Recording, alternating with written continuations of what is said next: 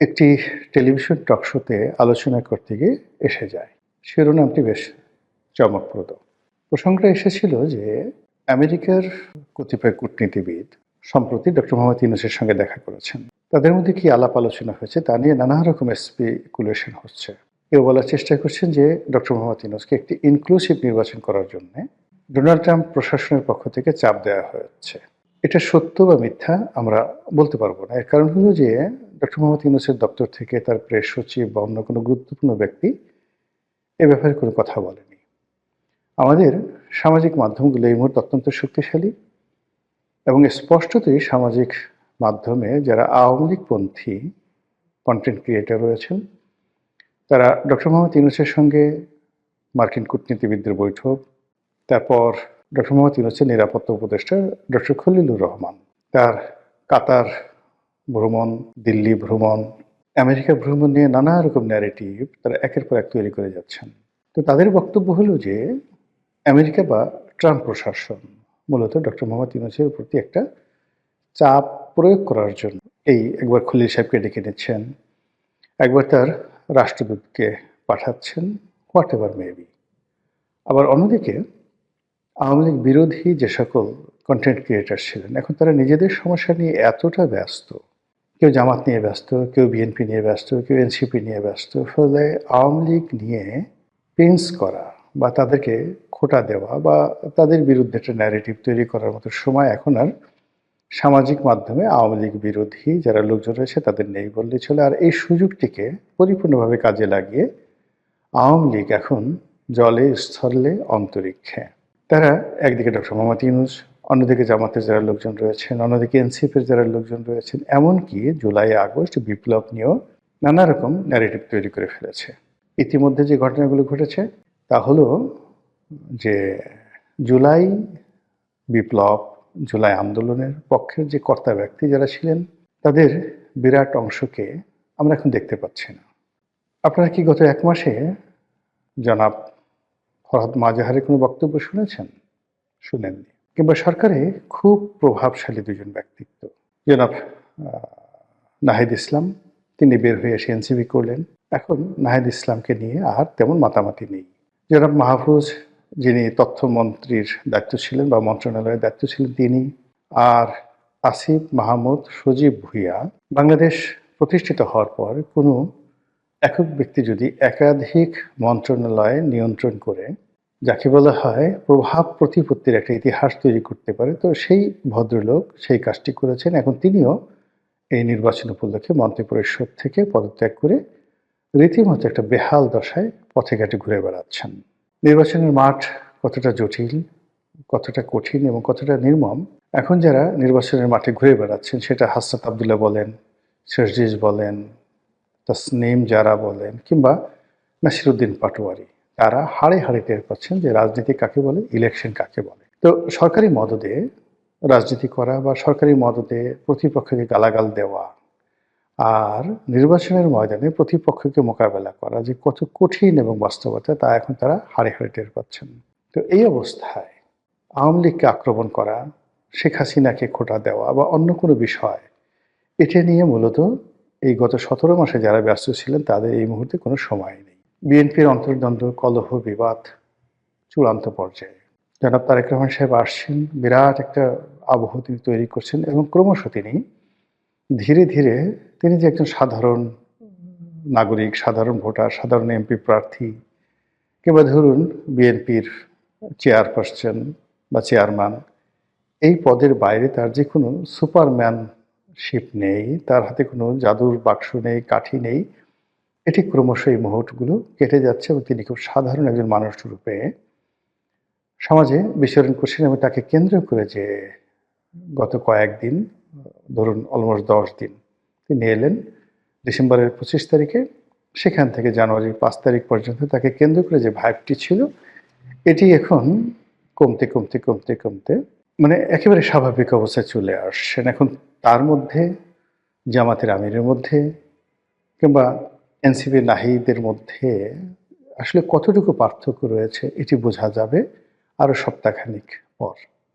তিনি ইতিমধ্যে ডক্টর মোহাম্মদ ইউনূসের সঙ্গে দেখা করেছেন, তার মায়ের স্মরণ সভা হয়েছে, তো তাকে কেন্দ্র করে নানা রকম তিনি যে একজন মহামানব, অতি ভদ্র মানুষ, তার যে অনেক সুপার কতগুলো কোয়ালিটি রয়েছে ইত্যাদি নানা বিষয় খাওয়ানোর চেষ্টা করা হচ্ছে, ব্র্যান্ডিং করার চেষ্টা করা হচ্ছে অত্যন্ত যাকে বলা হয় ম্যাথমেটিক্যালি।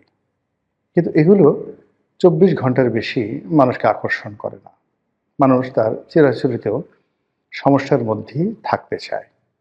তো এইরকম যে বহুমুখী সমীকরণ, বহুমুখী যাকে বলা হয় ধ্যান ধারণা, চিন্তা চেতনা, সন্দেহ, অবিশ্বাস, তারপরে নানা রকম আশা আকাঙ্ক্ষা, স্বপ্ন সবকিছুর মধ্যে মানুষ যে নিজেদের আশা খুঁজে, ঠিকানা খুঁজে ঠিক নাটোরের বনলতা সেনের মতো।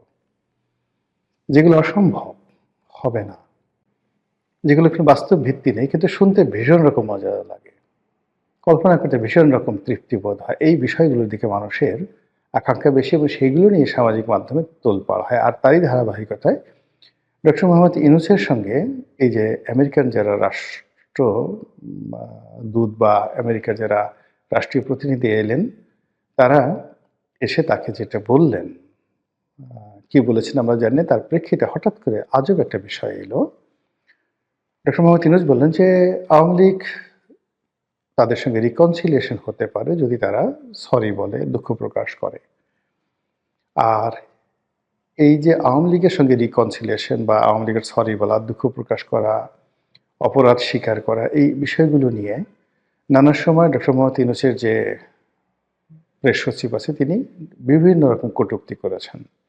তো এই বিষয়গুলো নিয়ে যখন আলোচনা হচ্ছিল একটা টেলিভিশন টক শোতে, তখন উপস্থাপিকার জবাব দিতে গিয়ে আমি এখানে হঠাৎ করে বলেছিলাম যে আওয়ামী লীগের যে ইগোবোধ, তারা ইঁদুরের বিষ খেয়ে মারা যাবে, আত্মহত্যা করবে, ২০ তলা বিল্ডিং থেকে ঝাঁপিয়ে পড়বে, কিন্তু কোনো অবস্থাতেই তারা ডক্টর মোহাম্মদ ইউনূসের কাছে আত্মসমর্পণ করবে না, সরি বলবে না। এটা তাদের একটা ইগো। তো এই বক্তব্যটি অনেকটা ভাইরাল হয়ে যাওয়ার পরে আমার কাছে মনে হলো যে এই বিষয়টি নিয়ে আরেকটু বিস্তারিত আলোচনা করা দরকার। আমাদের দেশের যে রাজনীতি, সেই রাজনীতির মধ্যে প্রতিহিংসা একটা বিরাট ফ্যাক্টর। কোনো রাজনীতিবিদদের মধ্যে যদি এই বাংলায় কোনো প্রতিহিংসা ঢুকে যায়, সে পদ পদবি পাওয়ার সঙ্গে সঙ্গে উইদিন ২৪ ঘন্টার মধ্যে তার সেই প্রতিহিংসা সে চরিতার্থ করবেই। এর বাইরে অন্য কিছু থাকতে পারে অন্য জাতির ইতিহাসে, কিন্তু বাঙালি জাতির ইতিহাসে সেটা নেই। কাজেই এখানে প্রতিনিয়ত প্রতিহিংসা রাজনীতি হচ্ছে এবং হবে। ২ নম্বর হলো যে যখন কোনো একটা মানুষ রাষ্ট্র ক্ষমতায় বসে, মানে যদি ইভেন ২৪ ঘন্টার জন্য আপনি কাউকে কোনো পদ পদবিতে বসিয়ে দেন, ওর মধ্যে একটা অহমিকা চলে আসে। সে নিজেকে অভিজাত ভাবতে শুরু করে, নিজেকে ব্লেসড, আল্লাহর যাকে বলা হয় আশীর্বাদ পুষ্ট ভাবতে শুরু করে। ইত্যাকার নানা বিষয়াদি সেখানে রয়েছে। তো সেই দিক থেকে আওয়ামী লীগ সেই 1954 থেকে কখনো রাজপথ কাঁপিয়েছে, কখনো রাজপ্রাসাদ কাঁপিয়েছে, কখনো সিংহাসন কাঁপিয়েছে। বহু ভালো কাজ করেছে, বহু মন্দ কাজ করেছে। তো এই কাজ করতে গিয়ে তাদের একটা ধারণা যে তাদের সঙ্গে বিট করার মতো বা তাদের পাশাপাশি বসার মতো এই পাক ভারত উপমহাদেশে যদি কোনো দল থাকে, সেটা কংগ্রেস হতে পারে, সেটা মুসলিম লীগ হতে পারে। যদি কোনো ব্যক্তিত্ব থাকে, সেটা জুলফিকার আলী ভুট্টো হতে পারে, কায়েদে আজম মোহাম্মদ আলী জিন্নাহ হতে পারে, পণ্ডিত জওহরলাল নেহরু এবং তার বংশধররা হতে পারে। এইরকম একটা অহমিকা বোধ তাদের মধ্যে কাজ করে। এটাকে আমি অহংকার বলতে পারি, দাম্ভিকতা বলতে পারি, কিন্তু আওয়ামী লীগ এটাকে মনে করে তাদের একটা লিগেছি। এবং আপনি দেখবেন আওয়ামী লীগের লোকজন কথায় কথায় তাদের নেত্রীকে বঙ্গবন্ধু কন্যা, গণতন্ত্রের মানুষ কন্যা ইত্যাদি নানা রকম উপাধি দিয়ে মূলত যে কাজটি করতে চায় যে তাদের নেত্রীর সমপর্যায়ের সামাজিক মর্যাদা, রাজনৈতিক মর্যাদা, পারিবারিক ঐতিহ্য এই কোনো জিনিসই অন্য কারোর নেই। তো সেই দিক থেকে ডক্টর মোহাম্মদ ইউনূসকে তারা তাচ্ছিল্য করে। কিভাবে করে? এই যে ৬,০০০ টাকা বেতন পেতেন, মানে ডক্টর মোহাম্মদ ইউনূস যখন গ্রামীণ ব্যাংকের ম্যানেজিং ডিরেক্টর ছিলেন যে সময়টিতে, তখন আসলে ৬,০০০ টাকার কিন্তু অনেক দাম, খুবই দাম। উনি এমডি হয়েছেন যে সনে সরকারি বেতন পেতেন ৬,০০০ টাকা। তখন হয়তো বিসিএস স্টার্টিংয়ে ৭৫০ টাকা স্কেল ছিল। কিন্তু ওই যে মেজর জিয়াকে বলা হয় ৪০০ টাকার মেজর। তো ৪০০ টাকার মেজর বলতে যখন প্রেসিডেন্ট জিয়াউর রহমান ৪০০ টাকা বেতন পেতেন তখন ১ ভরি স্বর্ণের মূল্য ছিল মাত্র ৬০ টাকা, ৬০ টাকা। তো সেই ৬০ টাকা যদি ভরি হয় ৪০০ টাকাতে তিনি কয় ভরি স্বর্ণ পেতেন? এখন মানে ২.৫ লাখ টাকা করে স্বর্ণের ভরি। তো তার বেতন এই জমানাতে কত টাকা হতো? তো এরকম এই জিনিসগুলো আওয়ামী লীগ বিচার বিশ্লেষণ না করে শুধু জিয়াউর রহমান সাহেবকে ছোট করার জন্য খোঁটা দেবে ৪০০ টাকার মেজর। আবার যেই সময়টিতে উনি ৬,০০০ টাকা বেতন পেতেন তখন প্রধানমন্ত্রীর বেতন কত ছিল? এমপিদের বেতন কত ছিল? মানে ওগুলো বলার মতো না, খুবই অল্প বেতন ছিল। হয়তো এমপিদের বেতন ২,০০০ টাকা ছিল।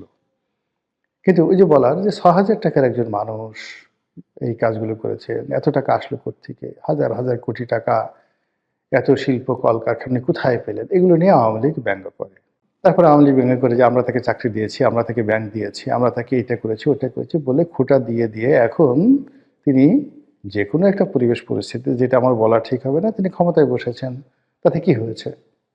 আমরা গলায় দড়ি দিয়ে মরবো, বিষ খেয়ে মরবো। কিন্তু এই লোকের কাছে ৬,০০০ টাকা যার বেতন, তার কাছে গিয়ে আমাদের under the reconciliation rules and regulation আমাদেরকে সরি বলতে হবে, হাত জোড় করে ক্ষমা চাইতে হবে।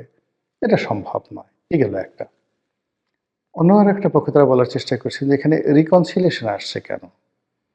রিকনসিলিয়েশন আসে যখন এটি ব্যক্তির অপরাধ থাকে। সে তার অপরাধ স্বীকার করে। কিন্তু যখন গ্রুপ অফ গ্যাং থাকে, একটা দল, একটা রাষ্ট্র, একটা সরকার কম্বাইন্ডলি অপরাধ করে, অপরাধ সংগঠিত করে, তখন সেখানে আসলে ফৌজদারি দণ্ডবিধি অনুযায়ী তাদেরকে কালেকটিভ ওয়েতে বিচার করা ছাড়া কোনো ওয়ে থাকে না। এখানে জেনারেল মার্সির কোনো বিষয় থাকে না। তো আওয়ামী লীগ তার সরকার থাকা অবস্থায় যে অন্যায়গুলো করেছে, দুর্নীতিগুলো করেছে, সেগুলো বিচার চলছে।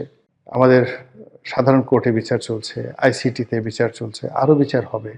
এগুলো তো হচ্ছে। এখানে সরি বললে কি আমাদের সেই বিচার বন্ধ করে দেবে?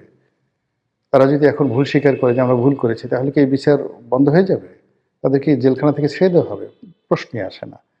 ফলে বিষয়টা হলো এরকম যে বিচারের কাজ চলতে থাকুক, বিচার হতে থাকুক, যারা অপরাধী তারা শাস্তি পাক, আর যারা অপরাধ করেনি তারা মুক্ত থাকুক এবং তারা রাজনীতি করুক। এবং এই যে রাজনীতি, এটাকে আপনি কোনো সংজ্ঞার মধ্যে ফেলবেন না। এটা যেকোনো রাজনীতিবিদ, যেকোনো জনগণ, যেকোনো মানুষ, স্বাধীন দেশের নাগরিক, তার একটি মৌলিক অধিকার।